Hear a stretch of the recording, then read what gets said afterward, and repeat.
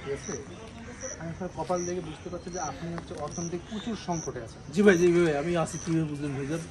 আমি জাদুকর, আপনার প্রথমে বলছিলাম আমি জাদুকর। খুবই অবস্থা খারাপ আমার। আপনি হচ্ছে একটা নোট দেন, যে কোনো টাকা একটা নোট দেন, আমি হচ্ছে তাকে ডাবল করে দিচ্ছি। তাই সত্যি সত্যি? হ্যাঁ, আমি আমার অর্থনৈতিক আচ্ছা, আমার কাছে আছে তো 100 টাকা আছে, দেখি যে আল্লাহ যদি আমার উপরে রহমত করতে আসছে, আপনাকে আমার কাছে পাঠাই দিছে।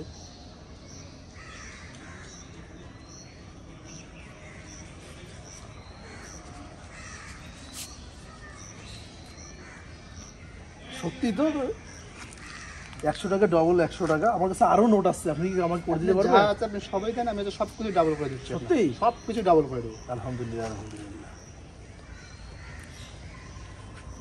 ওই মানিব্যাগ সহ দিচ্ছে, হ্যাঁ এটা আমাকে ডবল করে দিন তো মানিব্যাগ। আমার একটা মোবাইল হলে ভালো হইতো। হ্যাঁ এই ডবল করে দিন। টাকা দেন, টাকা দেন। হ্যাঁ এটাও ডবল হবে। আপনার সুন্দরভাবে চোখটা বন্ধ করেন, আমি আপনার সব কিছু ডাবল করে দিচ্ছি। চোখটা যতক্ষণ আমি বলবো না তখন খুলবেন না। ও আচ্ছা আচ্ছা ঠিক আছে।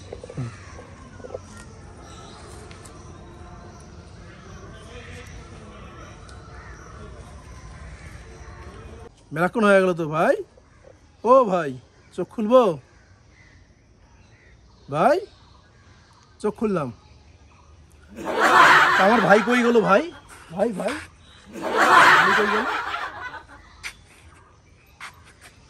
আল্লাহ, আমার ব্যাগও নিয়ে গেল, টাকা পয়সাতে কিছু নাই। আসলে আমি তখন বুঝতে পারিনি। আসলে কথায় আছে না, অতি লোভে তাঁতি নষ্ট। আমার আসলে লোভটা পরিমাণে বেশি হয়ে গেছিল। আপনারা কেউ আমার মতো লোভ করিয়েন না, লোভ করলে আমার মতো পরিণতি হবে। আমি যখন বাসা যাব এখান থেকে, সেই ভাড়াটা বন্ধ নাই। কখনো এইসব জাদুঘরের খপ্পর টপ্পরে পড়িয়েন না, মানুষ অনেকভাবে আপনাদেরকে প্রলোভন দেখাবে।